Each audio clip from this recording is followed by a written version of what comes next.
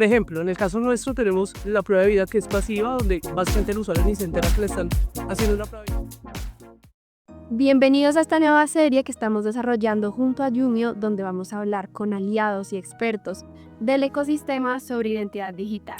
Hoy hablaremos específicamente sobre cómo ha ido evolucionando este 2026 y cómo va a evolucionar el tema de identidad digital, por qué la verificación de identidad se vuelve tan crucial y cómo la relación entre negocios y tecnología se vuelve fundamental para avanzar en temas de seguridad en América Latina y en Colombia.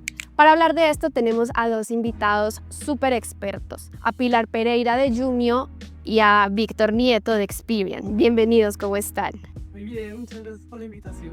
Igualmente, muchas gracias. Venimos viendo un entorno en el que el tema de seguridad digital se viene hablando mucho, sobre todo porque hemos visto muchas historias de usuarios quejándose porque les suplanta la identidad, o también con el tema de la llegada, por ejemplo, de Breve y los pagos inmediatos acá, ha venido habiendo más fraude en este sentido. Entonces, por eso yo a los dos les quiero preguntar, ¿cuáles consideran que son esos cambios fundamentales este 2026 en términos de identidad digital? Yo creo que en el 2026 hay varias tendencias. Sin duda el tema de la identidad digital hay que verlo de una manera más holística. Hoy en día hablamos de inteligencia de identidad, donde ya no solamente nos reconocen por un documento de identidad emitido por un gobierno, sino que me reconocen por el email, por la dirección de mi casa, por mi línea telefónica. Entonces todas estas señales de riesgo finalmente constituyen una identidad y hay que hacer inteligencia de datos para saber que realmente esa persona es quien dice ser. Diría que la segunda tendencia tiene que ver con la identidad reusable. Creo que en la mayoría de países empieza a darse un requerimiento, porque además ya viene siendo tendencia en países como Brasil, en la Unión Europea, donde básicamente la identidad reusable es que a mí me hacen una verificación, pero yo puedo acceder a diferentes servicios sin que tenga que volver a pasar por un proceso de enrolamiento o de onboarding. Digamos que genera, no solamente de cara al usuario, menos fricción, sino que de cara a las empresas, pues de alguna manera también ayuda a procesos mucho más rápidos, menos costosos, etc. Y diría que la última tendencia tiene que ver con IA, que sin duda hoy en día pues es el tema que vemos que en fraude es donde más tenemos que poner el foco. Con el tema de los deepfakes, pues digamos que sin duda es un reto para todas las empresas poder hacer identificación de identidad cuando hoy en día la calidad con IA es tan buena y seguramente va a seguir mejorando. Entonces yo sí creo que hay un tema súper relevante que es el tema de los agentes de IA. Creo que eso va a ser un reto, ya lo empezamos a ver el año pasado, donde yo puedo, digamos, crear mi propio agente y que haga todos mis procesos. Entonces, ¿cómo identificar que ese agente pertenece a Pilar X autorizado o no? Yo creo que ahí vienen los retos interesantes, pero me iría por esas tres características.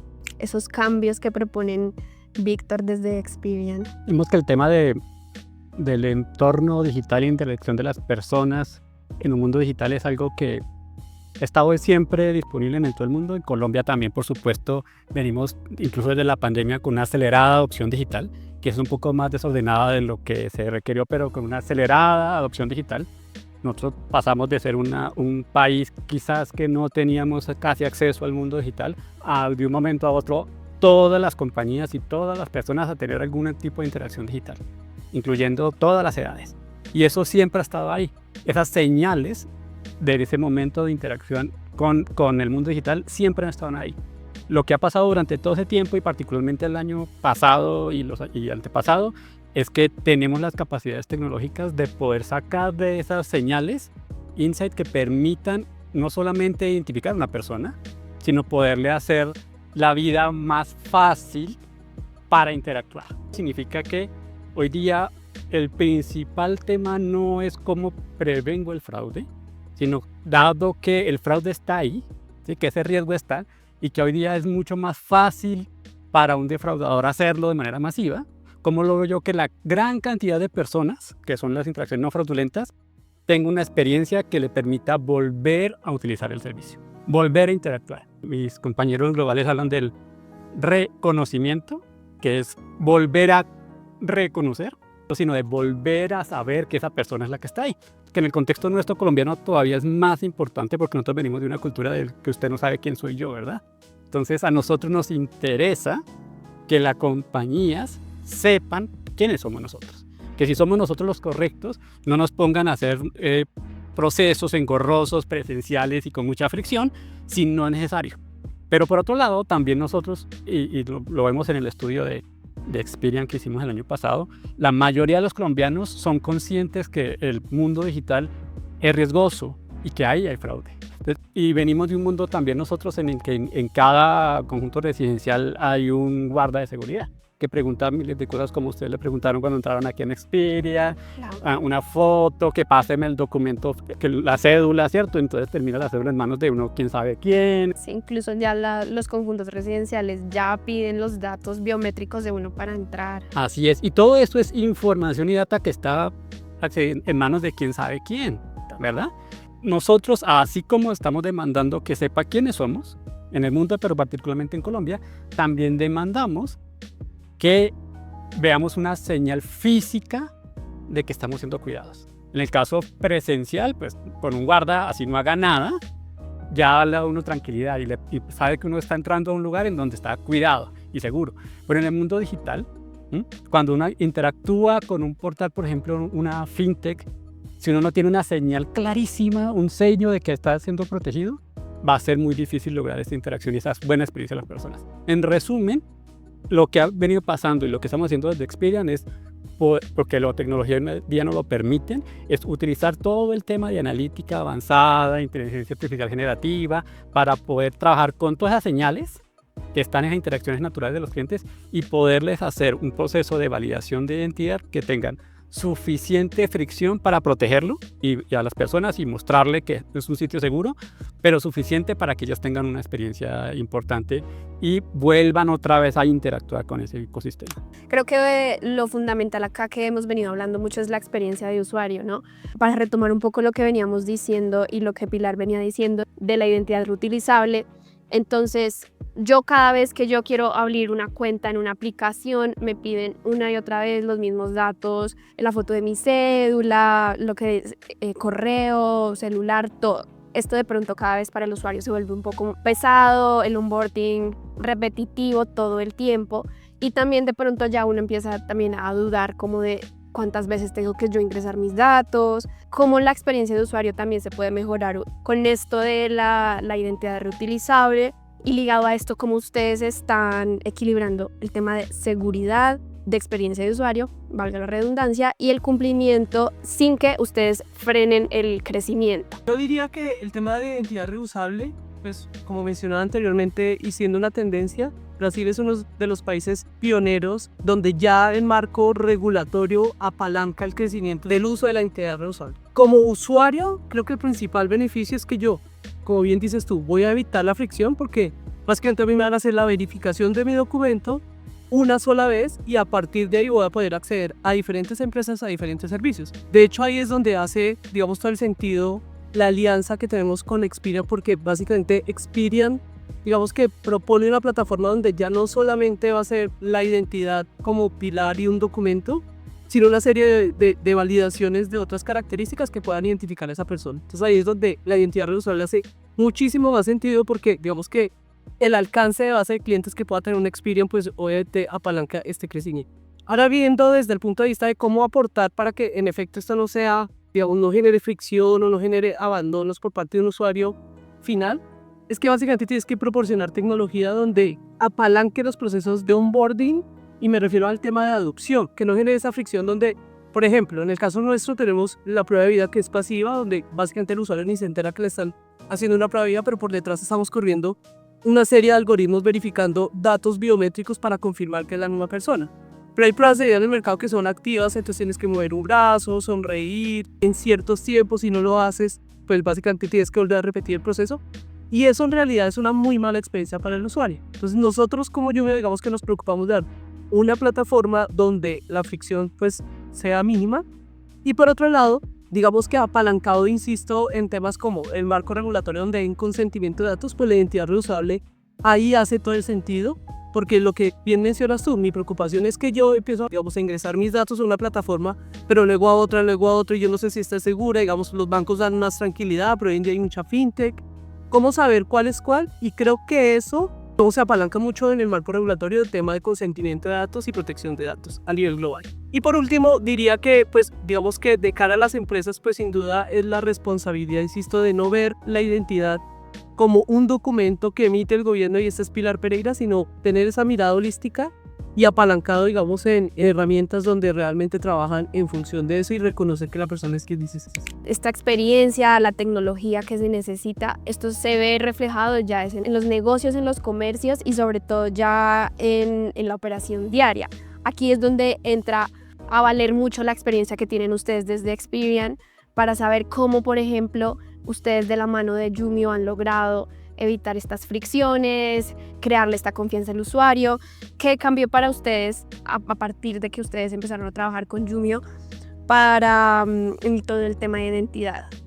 Básicamente nuestro proceso en Experian es tratar de dotar herramientas que puedan ser escalables a todo tipo de clientes, me refiero a compañías, ¿verdad? Desde la más simple que comienza hasta la más sofisticada banco que tiene operaciones principalmente no presenciales y digitales.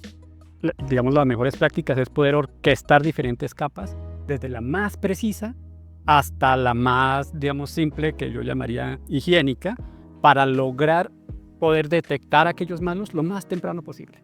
O sea, entre más temprano yo pueda tener una señal que me indique que ese proceso es peligroso, pues me evito seguir molestando al consumidor que está intentando actuar y también evito, ¿por qué no?, dinero que están pagando las compañías, sobre todo aquellas que están comenzando. Entonces, eso con una compañía como Jumio, que es robusta en el tema de validación biométrica facial, nos permite complementar nuestra oferta de tal forma que las compañías que son nuestros clientes puedan tener un acceso escalonado y que le tenga un retorno muy eficiente en sus temas de costos.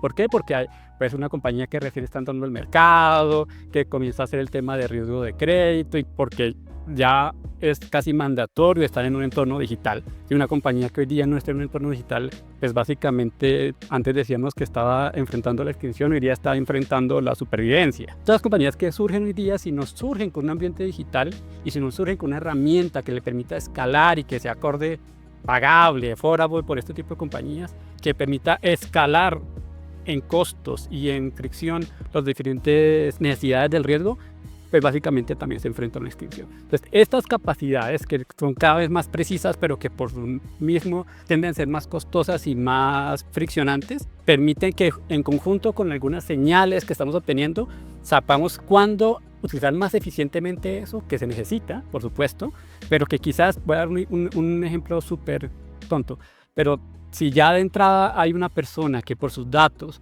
está registrada como que fue fallecida, pues ¿para qué nos ponemos a activar un proceso de validación facial? Ese costo de activar un proceso de validación facial pues, no tiene sentido en este contexto. Es más, es riesgoso porque si no se hace eso, por ejemplo, y efectivamente pasa porque ningún sistema es infalible, ¿cierto? Ahí quizás viene lo de tu hija, ningún sistema es infalible, terminar enrolando un defraudador. Y con todo el tema de la inteligencia artificial generativa, que así como ha generado un crecimiento brutal en el tema de fraudes, ¿sí? Porque hoy día es muy fácil crear una identidad falsa, digamos física, ¿sí? Una persona que luce como Brad Pitt y que realmente no es Brad Pitt, pero además una entidad ficticia, pero una persona que no existe, por ejemplo, con historias de crédito, ¿no? Que ha construido una historia de crédito ficticia apalancada en inteligencia artificial generativa. Entonces, hoy día la tecnología nos permite utilizar esa inteligencia artificial generativa para prevenir ese tipo de cosas. Si vemos unas señales de esa consulta está haciendo por algo que fue construido por una inteligencia artificial generativa, ¿para qué vamos a exponer el riesgo de hacer otros controles? ¿Para qué vamos a pedirle más datos? ¿Para qué vamos a registrar el proceso? Esos son los que hay que orquestar ese proceso. Y nosotros hemos sido, digamos, históricamente muy fuertes en construir plataformas que sean capaces de orquestar los diferentes servicios. Jumio es uno muy importante porque finalmente nos da esa parte que es como lo más robusto para identificar el proceso de identidad física, porque por sus algoritmos y la forma en que se hace. Pero lo muy importante es cómo hacemos eso de manera eficiente en costos para que todas las compañías puedan acceder. Ahí es donde hacemos realmente una sinergia importante y donde podemos darle acceso al crédito a las personas que no tienen acceso al crédito, pero también a las compañías que necesitan tener acceso a lo digital.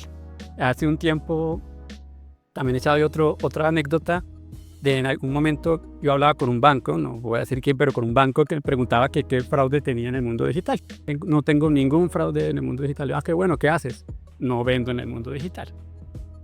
Hoy día eso no es posible. De ninguna compañía, de ningún tipo, que quiera crecer medianamente y mantenerse y ser sostenible, no puede no estar en el ambiente digital. Hoy día la tecnología, la inteligencia artificial generativa y todas las plataformas de orquestación y validación de identidad están accesibles a cualquier tipo de compañía.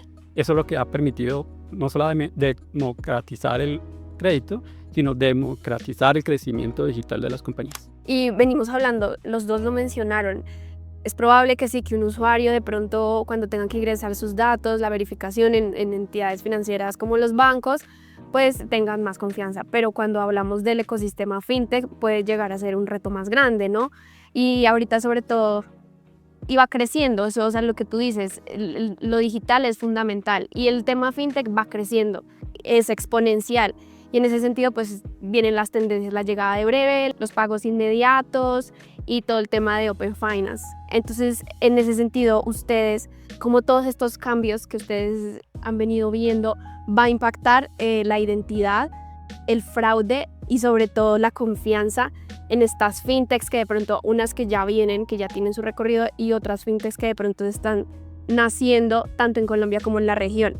¿Qué deben tener en cuenta pues, estas nuevas fintechs que están surgiendo? Sin duda, pues fintech, su concepto lo dice, son financieras que nacen tecnológicas, por lo tanto, digamos que la tecnología que se debe implementar sin duda tiene que ser pues muy robusta, porque son servicios digitales y ya lo mencionaba Víctor, pues es donde hoy en día vemos más exposición al fraude, ¿sí? Porque no solamente no vemos a la persona físicamente, sino que además hoy en día con el tema de inteligencia artificial pues hace mucho más sencillo poder crear estas identidades sintéticas y demás. Sin embargo, digamos con el tema por ejemplo de pagos inmediatos y la inmediatez que hay en todo, o sea, hoy en día sacar una tarjeta de crédito es cuestión de segundos, hoy en día abrir una cuenta de un banco es cuestión de segundos, hacer compras por internet es cuestión de segundos. Entonces como que esta exposición al riesgo sin duda exige que haya un mayor nivel de evaluación, digamos, de los proveedores. Nosotros como Yumio creemos y confiamos en que realmente el ecosistema de partners que debe apalancar un proceso es donde vemos el éxito. O sea,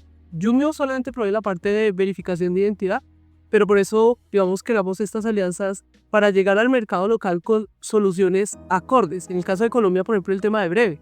Sabemos por la experiencia que hay con Pix en Brasil que el riesgo y el fraude va a crecer, o sea, eso es una realidad. Acá estamos recién incorporando Breve desde el año pasado, pero hay que tomar medidas para eso. ¿Y cuáles son las medidas? Más rápido se identifique el fraude, pues que menos costo, menos exposición, menos fricción a los usuarios reales. Entonces, ¿qué es lo que nosotros recomendamos? Pues sin duda tema de incorporación de tecnología, de crear estos ecosistemas donde un Experian provee una parte de la solución, un Yumio provee otra parte de la solución, si se necesita otra empresa que haga, qué sé yo, una solución de firma digital o de originación de créditos, pues digamos que crear ese ecosistema e ir al mercado en conjunto.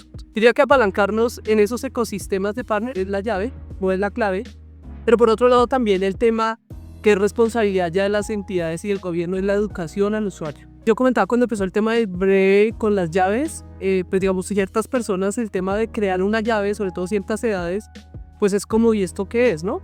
Y había tanta información, pero también había tanta desinformación que muchos o creaban cualquier llave y no sabían para qué era, o otros no lo creaban porque no sabían si eso les iba a permitir hacer fraude. Y ahí pues las responsabilidades de las entidades que ofrecen esos servicios financieros. Y por otro lado, pues apalancado en un marco regulatorio que a uno le dé tranquilidad. Yo creo que a todos nos pasa que cuando estamos ingresando para crear una cuenta o solicitar una tarjeta de crédito, yo sí quiero estar segura que estoy poniendo mi cédula y mi biometría y va a ser usada para ese servicio específico y no va a terminar en cualquier lado. Y ahí es donde viene el tema del consentimiento y la protección de datos, que sin duda eso solamente lo pueden ofrecer empresas grandes que conocen el tema y digamos que lo delicado de exponer datos. Y eso es parte, digamos, de también apalancar la adopción de servicios como el Open Finance, que haya tranquilidad para el usuario y que las entidades se apalanquen en ese tipo de soluciones. Y Víctor, ¿cuál es esa perspectiva tuya? Resumiendo mucho el tema de Open Finance y Open Data, no es más que darle la responsabilidad al consumidor sobre sus datos, ¿sí? Y eso es lo que quizás no hemos entendido aquí en Colombia, ¿sí? Que lo que estamos haciendo es dándole la responsabilidad al consumidor sobre sus datos. Y al darle la responsabilidad sobre sus datos, hay una parte de ese proceso que hoy día está un poco flojo y es todo lo que nosotros llamamos en Experian como la educación digital. Saber que ahora estás metido en un tema en donde es tu responsabilidad los consentimientos que das, en donde es tu responsabilidad los datos que estás entregando. ¿Sí? Y así como hoy día uno no anda por la calle en público dándole el teléfono a cualquier persona, ¿verdad? O espero que no, yo no lo hago. En el mundo digital, pues eso no se debe hacer así, ¿verdad? Entonces, así como en el mundo físico, hay muy poquito le da consentimiento, ¿verdad? En el mundo digital, uno tiene que cuidar eso. Y eso es lo que te da el Open Finance. Entonces, el Open Finance y el Open Data no es más que eso, que los consumidores estén más empoderados para hacer eso. Pero al tener más poder, así como decían de Spider-Man, hay más responsabilidad. Y si no tenemos una buena educación o continuamos haciendo énfasis en la educación digital de las personas, pues vamos a comenzar a tener problemas mayores en ese particular. Por lo de las compañías, hay algo que hemos visto también muy marcado en Experian en la tendencia mundial y que poco a poco estamos viendo en la región, y es la convergencia en lo que tiene que ver con riesgo de crédito, riesgo de fraude de identidad y compliance, incumplimiento. Típicamente en todas las entidades financieras, las tradicionales más, quizás lo sienten un poco menos, pero había un área que se encargaba del tema de riesgo de fraude, una persona que lleva mucho tiempo haciendo eso, que típicamente venía un poco de ser militar y entonces ponían allá y tenía una forma muy particular de hacer las cosas, ¿sí? Y otra que se encargaba del tema de riesgo de crédito, en donde tenía todo el tema apuntado con analytics y modelos y scores y bla, bla, bla, para otorgar eso, y otro tercero que se encargaba del tema compliance, ¿sí? Y eso hoy día, para los defraudadores, pues esas fronteras no existen, ¿verdad? Entonces el defraudador sabe que tiene una oportunidad para meterse, y él no importa si es riesgo de crédito, riesgo de fraude o cumplimiento. Entonces hay una tendencia mundial en que esas áreas converjan, esas responsabilidades converjan. Y nosotros en Experian lo estamos viendo muy, muy de cerca, lo que tiene que ver principalmente con riesgo de crédito y riesgo de fraude.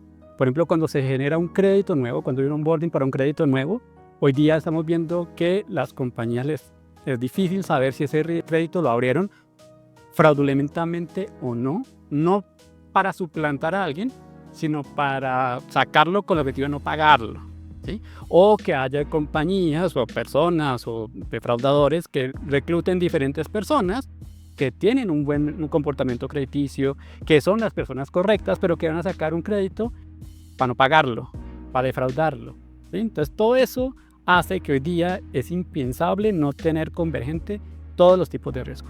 Fundamental que en todas las compañías eso comience a tener indicadores comunes, a moverse en particular, y en pensar en contratar compañías que tengan productos y servicios orquestados sin esas fronteras, como Experian o como Yumio, digamos, en lo que estamos hablando hoy día. Entonces, eso es uno de los principales temas. Lo otro es que sí o sí, así como los defraudadores han implementado el tema de inteligencia artificial generativa, las compañías tienen que implementar la inteligencia artificial generativa. Hacia allá va el mundo y con suerte este año vamos a tener sí o sí, al menos, yo me atrevo a decir que al menos la mitad de las compañías que ofrecen créditos van a tener agentes o van a permitir que agentes soliciten créditos. Entonces ahí viene un desafío importante para toda la industria, y es cómo hago yo para prevenir la identidad, cómo sé yo que a ese bot que va a interactuar, a ese agente que va a interactuar, efectivamente hay una persona que le dio su consentimiento para actuar. Y en eso es lo que estamos dedicando durísimo desde Experian, ¿sí? Y cómo hacemos esas herramientas para que esa interacción inicial en donde yo habilito a ese agente para que vaya y actúe en mi nombre, pues la podamos tener. Y luego cómo hago yo para autenticar esos agentes. Y ahí es fundamental tener la mayor cantidad de señales. Esa persona, cuando accedió por primera vez a ese contexto, hizo un proceso de validación, tuvo biometría, qué resultados salió de esos modelos de la revisión biométrica, qué resultados salió de esos modelos de los datos que tenían ahí, cómo ha sido su evolución en los tiempos, todas las señales y data que son gigantes, que hace un tiempo hablábamos de Big Data, hoy día están ahí y tenemos la capacidad de usarla y de poder proteger ese tipo de cosas. Entonces la tecnología está acá, todas las compañías tienen que pensar en converger en eso, y tienen que pensar en comenzar a implementar esos mecanismos, porque los defraudadores ya los están implementando. Ya vemos una cifra del año pasado en donde fraudes que detectamos que fueron hechos con inteligencia artificial generativa crecieron en cifras de 1000 y pico % de un año al otro. O sea, es una brutalidad. Si sumamos todo el fraude que hemos detectado nosotros como si fuera una economía, será la tercera economía más grande del mundo. Y todas estas herramientas se están acelerando a los defraudadores, pero también están acelerando la economía, también están acelerando el crecimiento de las compañías. Entonces es una carrera por supervivencia, pero en donde las herramientas están al alcance de todas las compañías. Quería finalizar precisamente preguntándoles eso y ya pues Víctor venía un poco adelantando sobre qué deberían hacer las empresas, implementar igual, es combatir el fraude con inteligencia artificial, se combate igual con inteligencia artificial y eso es lo que tienen que considerar. Pero, ¿y qué otro tipo de cosas, Pilar? Por ejemplo, si una empresa ahorita pues quiere prepararse para el 2026, ¿qué debería priorizar? Yo creo que siempre, digamos que la discusión de las compañías es cómo ofrecemos un servicio que sea seguro, pero también cómo hacemos que sea un servicio que no genere esa fricción o que le dé una buena experiencia al usuario. Y ese balance es bien complejo, sin embargo, lo que veíamos hoy en día ya hay soluciones. En el caso de Jumio, pues para el tema de verificación de identidad, donde no genera fricción, donde para el usuario es simplemente verificar el documento y tomar una selfie para contrastar, digamos, la fotografía contra el documento, y por detrás corremos una prueba de vida. Y allí estamos identificando una serie de otros, digamos, tipos de riesgo como un deepfake, una máscara, etc. Hay unos paradigmas también frente al tema de que es costoso, pero el tema es que, digamos, que es costoso, ¿no? Porque si yo quiero ahorrar en tecnología para mitigar fraude, pero luego me hacen un fraude y me vale 3 o 4 veces, que no es solamente el tema del fraude financiero, sino el tema reputacional, en fin. Entonces, mi recomendación a las empresas es que digamos, hagan una buena evaluación de lo que realmente son tecnologías que se dedican a eso. Y por otro lado, digamos que, y muy apalancado de lo que mencionaba Víctor frente al tema de cómo hacer para identificar el fraude de manera temprana para que esto tampoco genere tantos costos, sobre todo en empresas fintech que están apenas creciendo y que están, digamos, expandiendo. Por ejemplo, en el caso de Jumio, nosotros tenemos una funcionalidad que se llama Cross Transaction Risk, que básicamente es que hoy en día tenemos más de 30 millones de identidades entre buenas y malas.